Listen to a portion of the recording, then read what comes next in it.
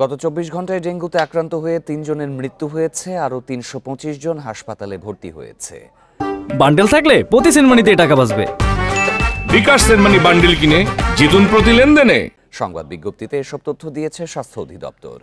এতে বলা হয়েছে, শুক্রবার সকাল ৮টা থেকে আজ শনিবার সকাল ৮টা পর্যন্ত ডেঙ্গু আক্রান্তদের মধ্যে বরিশাল বিভাগে ৬৬ জন, ঢাকা মহানগরে ৯৫ জন, ঢাকা বিভাগে ৪৯ জন, চট্টগ্রাম বিভাগে ৫৪ জন, রাজশাহী বিভাগে ৪১ জন, খুলনা বিভাগে ১৪ জন ও ময়মনসিংহ বিভাগে ৬ জন ভর্তি হয়েছেন। রোগটিতে আক্রান্ত হয়ে এবছরে এখনো পর্যন্ত ৯৮ জনের মৃত্যু হয়েছে।